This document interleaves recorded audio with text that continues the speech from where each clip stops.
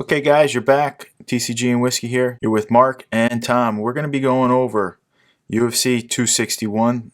We're going to start off right away here. We're going to get into Camaro Usman, 18-1, versus Jorge Masvidal, 35-14. And Jorge's ranked number 4 right now in the welterweight division. Camaro's 33 years old and Jorge's 36. Has Jorge gone over the peak? Or does Jorge have a shot here to beat Camaro on the rematch, since he says he's not eating pizza this time around? We're going to find out, see what Tom thinks. I also want to thank our sponsor today, Tampa Bless, home of Team Do Good, tampabless.com for more information. All right, let's get right into it, Tom. We're talking championship main event of the night, Camaro versus Jorge. How do you see this one playing out? Where do you see it going from here? First off, I want to thank you for having me, Marky. I think the most exciting thing about this card is the fact that the fans are back. Love it. It's going to be electric. Regardless of who's on the card, that's the most exciting part, is that the fans are back, for me. Right. And the fact that it's a 3-belt card is also just ups the ante and just makes it a mega card. So let's get into it. Camaro Usman, undefeated in the UFC, 18-fight win streak. Per the UFC, I saw 17 when I looked it up because he had a 1 loss on his second fight. But either way, 17 or 18 is still a very legitimate streak, and he's also undefeated in the UFC. One thing worth noting is he's 13-0 in the UFC, 9 decision victories, 3 by strikes, and 1 sub. He's training with Trevor Whitman right now, and apparently he's been boxing and training with Justin Gaethje as well.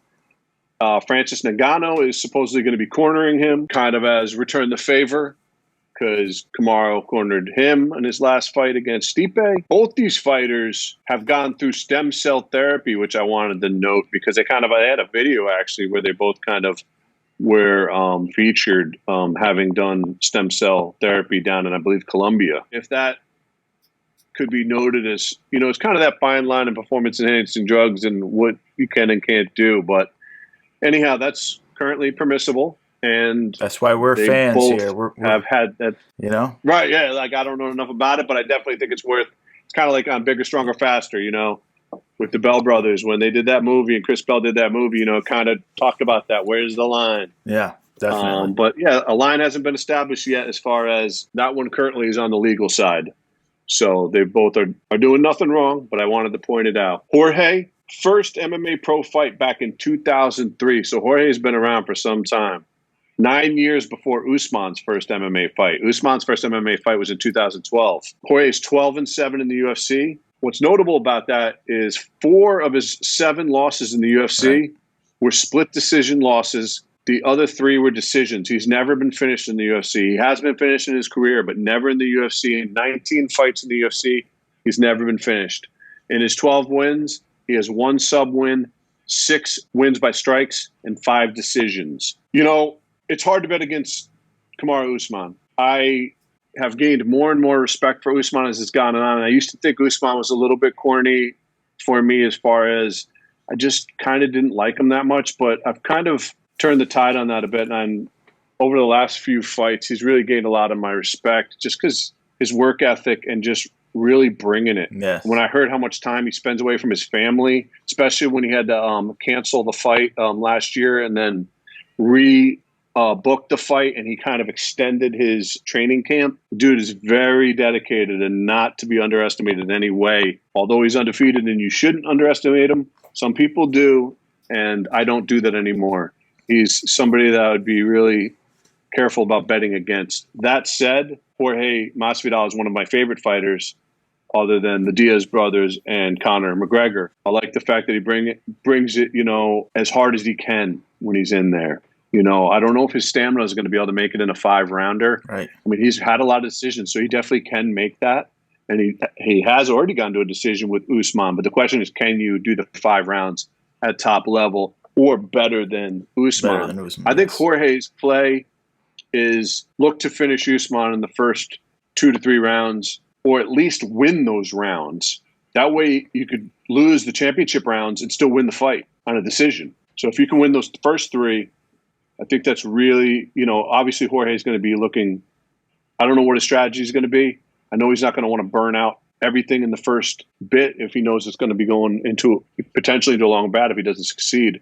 So we'll see. I think that would be the play, though, to where, you're looking to finish Usman in 1, 2, or 3. I mean, of course, whenever you can, but kind of early on, because Usman's going to be, his striking game has picked up too. Two of his last 3 fights he won by strikes, and he hasn't been winning by strikes in the UFC very often. So it shows his boxing game is increasing. His power is increasing. This guy's getting better. Yeah, he's definitely getting better. Jorge also has to be aware of that. And Jorge, like I said, has never been finished in the UFC. Got a heck of a chin as well, but you got to watch out for Usman's striking game has been picking up. It's my heart. I want to go with who am I going to be rooting for? Like I said, I'm starting to get a soft side for Usman just because of what I've seen him do. I'm starting to gain respect for him. I don't like some of the things when he starts getting too much into some levels of silliness, but hey, it is what it is. People are trying to promote fights. I also like that on some levels too. Yeah. So I can't really say anything as far as that goes. I'm a fan. So I don't know, man. I'm going to be rooting for Jorge. If I had to, what do I think? I think Jorge looking for the finish in 1, 2, or 3, or at least win 1, 2, or 3 so he can get to the decision. Otherwise, I think it's Usman's game. All right, so how I see this one breaking down is I don't think Jorge has enough to compete with the Nigerian Nightmare. He's just too good. He's unbelievable that he has problems with his knees and he can't run for endurance, and he still has enough endurance for 5 rounds anytime he goes out there. We already mentioned his training regimen is awesome. It's hardcore. I'm not a huge fan of Usman, but I definitely have respect for him, and I know that Jorge, I don't believe, has enough in him to get the job done. I am a buyer of Usman. He's a museum collection, I believe, is his first rookie card. And Jorge, I'm a buyer of Jorge because he's a fan favorite. He's been a fan favorite since he used to fight with Kimbo Slice back in the day. So that for me though, I would be buying Jorge Masvidal Prism autograph that should be dropping out. That was one of the first cards they showcased that'll be in the set. All right, now we're going to move on to our next fight. We have Valentina 20-3 going up against Jessica Andrade 21-8. Jessica is the number 1 ranked opponent at 125. Valentina's 33 years old. Jessica's 29 years old. I mean, I know we're pretty lopsided on this one. I believe both of us will be. But how do you see this one playing out? Do you think Andrade has the power to dethrone the Bullet? Where do you see this one going? Do you see a finish in this one? Do you see this going 5 rounds? How are you viewing this fight? Valentina, let me just give a couple little tidbits on her. Her first UFC fight was in 2015. However, her first MMA fight, same year as Jorge, 2003, right. Even though she's actually 3 years younger than Jorge. Unbelievable, yeah. She's got a lot of ring time. So she's been fighting like most of her life. She has a very decorated kickboxing and Muay Thai career as well, in the past, a record, as far as just being very decorated medals and whatnot. She's 9-2 in the UFC. Nunez beat her and gave her both her losses, one of which was a split decision. She has 6 decision wins, 2 strikes. Just to bring that back, though, we both believe Valentina should have won that split decision, and we're not the only ones. Many believe Valentina had that fight, and she was robbed of that victory. That's the only fight that I'm interested in seeing Nunez fight, actually, is against Valentina to run that one back. But Valentina, of her 9 wins in the UFC, she has 6 decision wins, 2 wins by strikes, and then 1 by sub. On the other side, Jessica Andrade, she is kind of what I would say is a pioneer kind of in the women's division because she's actually been fighting in the UFC since 2013. And for the women's division, that's very early on for people that are still around. That's 2 years earlier than Valentina started in the UFC, although Andrade started her career in 2011 as a pro. She went quickly into the UFC in 2013. Valentina actually started 8 years before her, even though she arrived in the UFC 2 years after. So experience-wise, Valentina, I would say, just has a lengthwise experience, but fights-wise in MMA, Andrade actually has more fights in just a shorter period of time as well. But in the UFC, Jessica Andrade is 12-6. She has a loss and a win over Thug Rose, who's fighting on the same card. She lost to Wei Lee, who's fighting on the same card. She lost to Joanna. These are all very high-end fighters. She's fighting the best of the best. She has 6 decision wins. She has 4 wins by strikes and 2 by subs. So really, half of her 12 victories are by finish. How do I see it playing out? I either see Valentina winning by decision or Valentina winning by strikes in the 4th or 5th. Okay. I'm kind of leaning towards decision, but that's if not, then by strikes in the 4th or 5th. Just something to touch on this fight is this is a flyweight fight. Valentina came down to 125, and she's undefeated at this weight class. And Jessica Andrade has been fighting much smaller for a while now. She's been down at 115, and she's coming up. She only beat Caitlin Chukagian to get this title shot. The division isn't super stacked at the moment. Valentina's literally cleared it out. I just don't think Andrade has any shot of getting a decision victory over Valentina on 5 rounds. She's going to have to come in, get a first-round knockout, if anything, to try to beat possibly the best technical fighter in the UFC. I believe Valentina gets it done. I think she gets it done pretty early. I'm calling 3rd round, early 3rd round. She's going to gas her out, pick her apart from the outside. I'm definitely a buyer. Strikes. I'm going strikes. I think she's going to pick her apart. Mm-hmm. I think Andrade is a little big. She's going to have a hard time getting her down. But I'm a buyer of Valentina. She's 2017 Topps Chrome, which is the first Topps Chrome set ever made for UFC, so that's also an important factor. She's pretty rare to find on sellers. There wasn't too many of them opened. You can find her. She's already semi-expensive. I'm still a buyer. She's got a long career ahead of her. She loves to fight. Her sister and her train together. They're all about it. As Tom mentioned before, they've been fighting. She's been fighting most of her life, and she's getting better. She's not getting worse or fading away or anything. She's getting better every time we watch her come out. 100% a buyer. Any rookie card you can grab your hands on of Valentina. Andrade, her record speaks for itself. She's more of a journeyman. She puts up a good fight. She beats some great competitors. She has a hard time getting it done over and over at the top of the game, though. And that's why she switched weight classes, I believe. So I'm a seller of Andrade going into this fight. Maybe you get some pump and dump here, and you can get your way out. All right, let's get into the next fight here. Okay. Weili Zhang, 21-1, going up against Thug Rose. Yama Yunus, 10-4. Rose is currently ranked the number 1 opponent. Weili's 31 years old. Rose is 28 years old. They're going to be in the strawweight division here. We're going to have a 5-round title fight.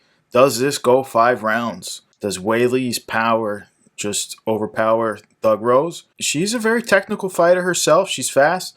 Can she avoid that power and take her to the deep rounds and try to tire her out a little? She saw Joanna sort of do it. I mean, we know the outcome of that fight. A few people had mixed feelings about that one also. We can talk about that one on another card.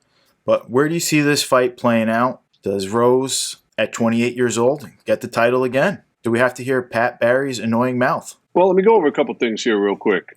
Weili, 21-1. She lost her first fight by decision in 2013. Since then, she's won 21 straight. I'm one of the people that believe Joanna won the previous fight. I thought that she won that. Doesn't matter, though, and it's not a dig on Weili. She had had nothing to do with her. She is a beast. That was a decision made by the judges. She's 5-0 in the UFC, 3 decision wins, 1 by strikes and 1 by sub. She has a kickboxing pro record of 2-2. And worth noting, just to show you the level of competition in the UFC is so much different than a lot of these other places, because her 16 wins before the UFC, 15 out of the 16 were finishes. Yeah. Only 1 decision. But now in the UFC, out of her 5 fights, she has 3 decisions.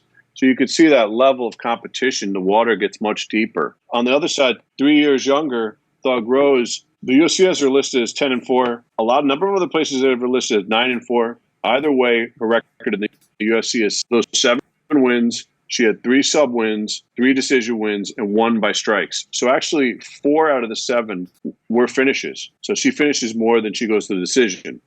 Now, she has 2 notable wins over Joanna, which is definitely relevant because, like I said, that was that was fight of the year and a very highly contended fight between Joanna and Weili. Now, is that the same Joanna that Thug Rose met? I would say no, but it's still worth noting. Right.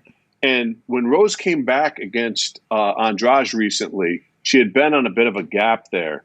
before her. She took some time off, and she came back. The first 2 rounds, Rose looked like something out of a video game. Her striking was so clean. She faded after that, and it became a very close fight and went to a split decision win. But those first 2 rounds, I was watching her and I was like, holy cow, this lady's strikes. Her striking game is just magnificent. It's beautiful to watch. Very technical. So I think Thug Rose, her best opportunities in the first 2 rounds. After that, the way Wiley looks and the conditioning she's in just looks like there could be just an intense amount of punishment after that. And I like Thug Rose a lot. I just have a feeling that I see the fight playing out as Wiley by decision, but it could be could even be a finish in the 5th. If it's going to go Thug Rose's way, I feel it's the first 2 rounds. Okay. That's kind of where I'm at. I'm kind of leaning towards Wiley by decision or a finish in the championship rounds. I like Wiley. She seems like a nice person. Her skill set's getting better and better. Her strength is super high end for 115 pounds. But at the same time, I'm liking Rose in this fight. I think she's going to have this technical skill set that you've touched on a few times. I actually think she's got to go to the deeper rounds with Wiley. Wiley looked to gas in her Joanna fight. I know she put on a decent 5th round, but her 3rd, her 4th round, she looked very gassed, and that's where Joanna started to put some punishment to her. Now, if Rose comes in with that same mindset, knowing she's got to go to the deep rounds, knowing that she has to use her bicycle a lot, because if she gets tagged from Wiley, that girl has some power. I think Rose... I mean, you could just look at Joanna's head. That was horrible. Not too many people can even toughen through that to see those deep rounds. Yeah, I like Joanna too. I think Rose can get it done. I believe that she can go to the 4th, possibly the 5th round, and if she can stay on that bicycle, I think she can get it done. Maybe even get a finish. She has power too. A lot of people don't realize she's got very good power in her stand-up. I mean, the first fight with Joanna, she put her out cold. That's her only victory in the UFC, though, by strikes. Okay, but she still has the power. It's been shown. Joanna doesn't go down for most people. Joanna has a very good chin, as you just mentioned, her head, and battle through it. Yes. No, you're right. Absolutely. I have Rose. I have Rose winning. I have Rose getting a possible submission in the 4th or 5th round. I would not be surprised if Wiley wins this fight. She's going to come out as a heavy favorite, I'm sure. I don't mind I like Wiley, so I don't mind her winning. But I'm taking Rose in the deep water, submission attempt, possibly rear naked choke or something that we haven't seen much on Wiley because no one's beating Wiley. But that would be my pick. I will be buying Wiley's rookie cards. They're so cheap right now. She's 2019 museum, a little hard to find, but they reprinted her in 2020 as her rookie in Topps. They're already selling pretty nicely. And if she gets a couple more victories, she's only going against the top people. So I like her. I like her rookie card. Thug Rose, she doesn't like to fight as often. I thought she might have actually retired a little early because she got dumped on her head, and she has weird premonitions. If you've ever heard her interviews, she's into a few different things. And she doesn't even like to fight. That's the strange part. She claims she doesn't like it. She's kind of like George St. Pierre. She's just so talented at it, but she doesn't even like it. She doesn't enjoy it. So without that passion, I do see her retiring early. I am not a buyer of Thug Rose because of that, and only because of that. And I am a buyer of Wiley because she's 31, a lot of fights left in her. And if she could stay at a pace like this, it'll be incredible. I don't know if she can, but we're going to find out. And now let's move on. I think something else worth noting is Thug Rose also trains under Trevor Whitman along with Justin Gaethje and Camaro Usman. He kind of reps those 3 only, and she's with that camp. So it's worth noting as well. Very strong camp. Right. We're going to go to Jimmy Crute versus Anthony Smith. Crute is 12-1 in his career. Anthony Smith has a ton of fights. He's 34-16. Smith is currently ranked number 6. Crute is ranked number 13 at 25 years old. We're going to have this fight in the light heavyweight division. Anthony Lionheart Smith has had a few losses, but he's coming off a win. And Crute has been just steamrolling guys. Like I said, he's 12-1. We'll see if he can steamroll Smith to get some clout in his name. How do you see this fight playing out? Where do you see it going? Do you think Crute gets a top 10? Well, do you think he breaks in to get a top 5 guy to fight if he beats Anthony Smith? I mean, possibly, because Smith's ranked number 6. So, I mean, it could also bump Crute into the top 10, which it likely will. He's currently 13. Crute's only 25 years old, as you noted. He's 4-1 in the UFC. He had another win on Dana White's Contender Series. He has all finishes on his wins. 2 by sub and 2 by strikes, and the one in Dana White's Contender Series was also by strikes. So, unlikely to go to a decision here. I like both these guys, really. I like all the matchups that we mentioned so far, both sides, except for I really favor Valentina over Jessica Andrade. The rest of these fights are I really enjoy both sides, but I'm rooting for one or the other. Right. You know, in most cases here, especially more for Jorge. But I like all the fighters when it's going for that. So same here with Jimmy Crute and Anthony Smith. I like both these guys. Smith's kind of making a resurgence. He went 2-3. He lost basically 3 out of his last 5 fights. He won 2 of them. He came off performance of the night, though, recently. That might have given him a little bit of confidence here and get him back on a roll, get his, kind of swagger back a little bit. Because Anthony is a beast, He's tough when he's locked in. He's definitely tough. How do I see this? No, he's a tough guy. And he's actually got 1 decision win, 3 subs, and 5 by strikes out of his 9 wins because he's 9-6 in the UFC. He's been around for a long time. His first fight in the UFC was 2013. Then he left other leagues, and then he came back in 2016. Whereas in 2016, when he came back, that's when Jimmy Crute became a pro. Anthony Lionheart Smith's first pro fight was back in 2008. So really, he's got 8 years of pro fighting on Jimmy Smith and a lot more fights as well. You can see with 34-16. But as far as the UFC goes, right, he's 9-6, and he doesn't like to go to decision. Only 1 time does he have a decision win of his wins. Crute has no decision wins of his wins. So I don't see this going to a decision. I see one of these guys winning by strikes or sub. Anthony could win by a sub as well because Anthony Smith is a black belt as well, I believe. Crute is so dangerous nowadays. Oh, you know what? I think probably Crute is going to be favored on this card. I wouldn't be surprised. I haven't seen the line. But I'm going to go a little bit older school, even though he's not that old, 32 years old. I'm going to go with Anthony Smith by decision in the third. By decision. 3 rounds decision. Yeah, but no, excuse me. Anthony Smith by submission. Submission. I misspoke. In the 3rd round. By submission. Okay. Yeah. Submission in the 3rd. All right. I got a totally different tale of the tape for this one, in my opinion. I think the problem Anthony Smith has had is they don't have his weight class in the UFC. He's one of those guys that would have a huge advantage if they went to every 10 pounds. Kind of like Cowboy Cerrone's always said, he really doesn't want to go up to 170. It's a little too big for him, and 155 is a very hard weight cut for him. He would love a 160, a 162, or whatever. They would love every 10 pounds. I feel Anthony Smith has a hard time getting to 185, and he loses some of his chin and his skill set. And 205, just these guys are too big for him. Jimmy Crute, I know Anthony Smith has height. He doesn't have that girth. I think Crute's going to get in that octagon, and he's just going to look a lot bigger, a lot fuller. He looks like a natural 205er, just making the right weight cut. Just kind of like John Jones. They're able to make that weight cut right down. Smith is probably only doing a small cut. He looks like a smaller guy. He looks like he needs a 190 or 195 division. I feel that's his weakness. Not that he doesn't have all the skill sets. I got Crute finishing this fight in the 1st round. I think he's just going to be too much power. He's too youthful. Strikes. He's going to put him on the ground.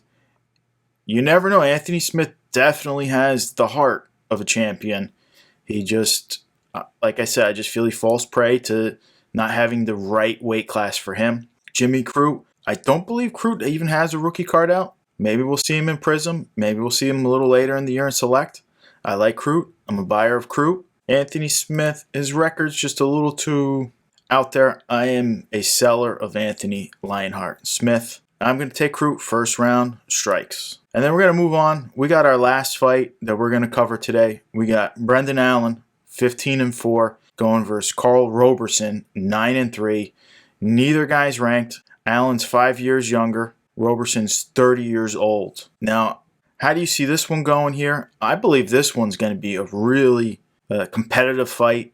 I think we're going to see fist fly. This could be a very surprising, fast fight. Where do you see this one going, Tom? Yeah. UFC 3-1, Brendan Allen. He's 3-1 in the UFC. He's 15-4 overall, but he only 4 fights in the UFC, 3-1.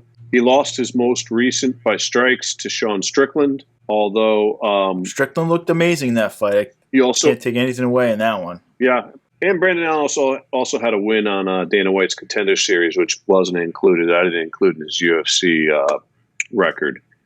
But he has 1 sub, 1 decision victory, and 1 by strikes as far as his 3 wins go, Brendan Allen. And it's notable that his sub victory was against Kevin Holland, who I feel is a very tough opponent. I mean, all the UFC fighters are tough, but Kevin's particularly tough. And he's had some tough losses, but that's definitely notable that he subbed out Kevin Holland. He's not an easy sub. On the other hand, you got Carl Roberson, and he's been in MMA since 2015, the same as Brendan Allen. They both became pro the same year, 2015. He's 4-3 in the UFC. He's lost to some really tough guys, though. He lost to Glover Teixeira. He also lost to Marvin Vettori. And he didn't show up on weight. I didn't see. We'll see if everybody makes weight coming up here for the fights. But Roberson did not make weight, and they did a catch weight at 190.5, and he still lost to Vettori. All of his losses, Roberson, of his 3 losses, were by getting subbed out. So that's also worth noting. I think that might be Brendan Allen's key to victory. Could be a sub victory over Roberson. He's excellent on the ground, Brendan Allen also. I'm going to go, if Roberson doesn't finish Allen, then I'm going to say Brendan Allen by submission, maybe 3rd round. All right. So it's also something to mention in this fight. This is going to be taking place in the middleweight division here. And Roberson's another guy who's been up and down in weight classes. So he hasn't always been middleweight. He's gone, I believe he's fought light heavyweight, come down. The guy has serious power in his hands. I really like him. I feel he's a little late to the game. If he started a little earlier, I feel like he can be a true contender. That being said, I'm going Brendan Allen. He's got Rufus Sports is one of his main training headquarters. He's 25. He's got the right frame. He's 6'2". He looks good. He can get it done almost everywhere. I see this one the same way. I see this playing out. I don't think it gets done in the first round. I see it playing maybe second round. Roberson seems to gas a little bit because he throws such heavy hands, going for the knockout real early. I see Allen getting it done, potential submission in the second round. We'll see. I'm not a buyer of Roberson. I am potentially a wait and see on Brendan Allen, how he looks for this fight, going up in competition a little bit. He does have some tough wins, notably Tom Breeze, and you already mentioned Kevin Holland, Kyle Dawkins. The kid is talented. I want to see one more out of him. And if he can get this done, I'm a buyer of Brendan Allen at only 25 years old. All right, guys, that's going to do it for our show today. Once again, thank you to our sponsor, TampaBless.com. And we will see you guys soon.